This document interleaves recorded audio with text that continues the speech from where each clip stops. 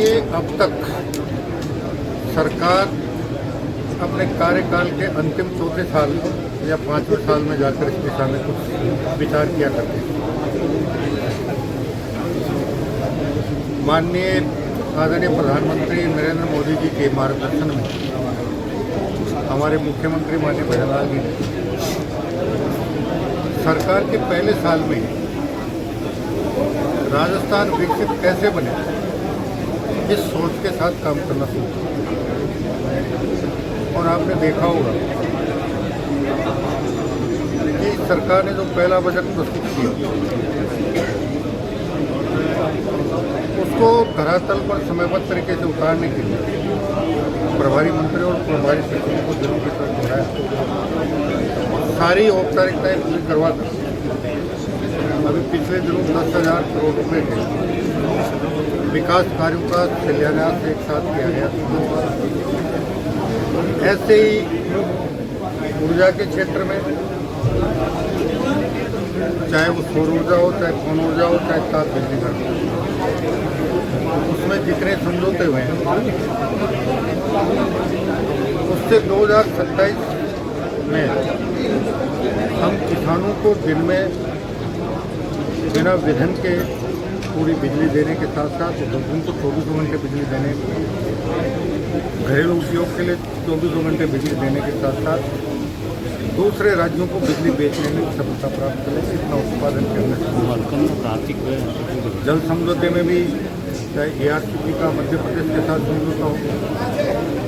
और चाहे यमुना जल के लिए हरियाणा के साथ समझौता, हमारा राजस्थान वासियों का सौभाग्य था कि हरियाणा के साथ जब यमुना जल समझौता हुआ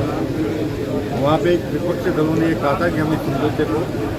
लागू नहीं होने देंगे। और अभी हरियाणा चुनाव में भी उन्होंने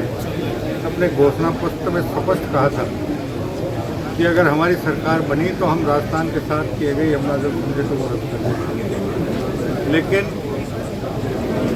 हम आभारी हैं हरियाणा के आमजन के, किसान वर्ग के, जिन्होंने इस बात को समझा कि जो पानी व्यर्थ रूप से बहकर समुद्र में जाता है वो अगर हमारे पड़ोस के राज्य के किसानों को खेती के लिए मिले तो उसका बेहतर सदुपयोग हो सकता है। और इस सोच के साथ उन्होंने फिर भारतीय जनता पार्टी की सरकार बनाई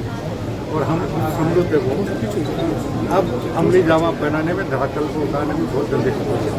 नवसर्जित जिले में जी ने पहले देश के बड़े शहरों में, मुंबई में, सूरत में रोड शो किए, प्रवासियों से मुलाकात की, अभी विदेश यात्राएं करके आए और लगभग 15 लाख करोड़ रुपए के MOU साइन हुए हैं जो दिसंबर में राइजिंग राजस्थान के अंतर्गत कार्यक्रम हुआ उसमें उनको अमली जामा पहनाया जाएगा। सर 3800 करोड़ एक बड़ा फिगर है नए जिले के लिए। मेरे विभाग में नगरीय विकास, आवासन और स्वायत्त शासन ने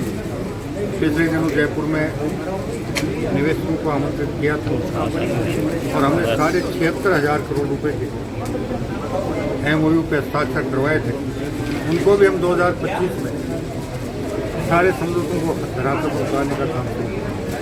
सर, आपके नवसर्जित जिले में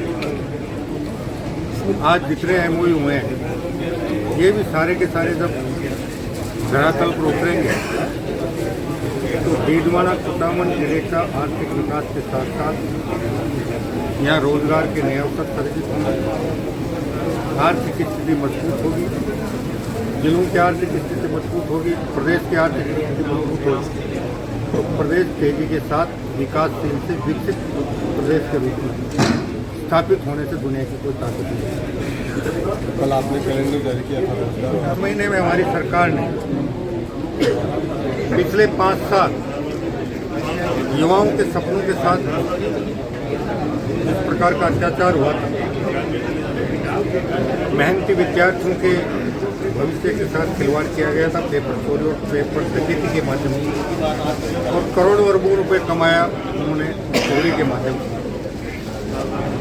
पिछले 10 महीने में जितनी प्रतियोगी परीक्षाएं हुई बिल्कुल पारदर्शी तरीके से हुई, एक भी शिकायत अब तक प्राप्त नहीं। आने वाले 2 साल का कैलेंडर हमने जारी कर दिया है 30,000 से अधिक नियुक्ति हम दे चुके हैं और इस वित्तीय वर्ष में ये आंकड़ा 1 लाख तक पहुंचेगा और 5 साल में 4 लाख सरकारी नौकरियां देने के साथ साथ जिस प्रकार का निवेश का वातावरण बन रहा है उस वातावरण से निजी क्षेत्र में भी कम से कम 10 लाख से अधिक नई नौकरियों का सृजन होगा। बेरोजगारी पर बहुत हद तक रोक लगेगा। प्रदेश आर्थिक रूप से संपन्न होगा। आम आदमी को उससे राहत मिलेगी और जब प्रदेश संपन्न होगा तो देश भी निश्चित रूप से संपन्न होगा। और मोदी जी का जो सपना है कि आज़ादी के 100 साल पूरे होने से पहले देश दुनिया का सबसे विकसित, सबसे सशक्त, सबसे समृद्ध और सबसे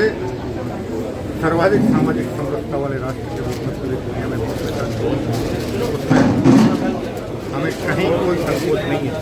हमने राष्ट्र से पहले ये लक्ष्य भी हासिल किया। जनता किस तरह से पिछले 5 साल में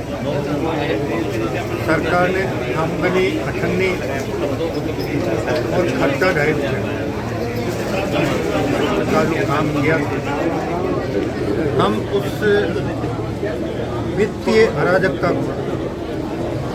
समाप्त करते हुए प्रयास ये कर रहे हैं कि हमारे जितने भी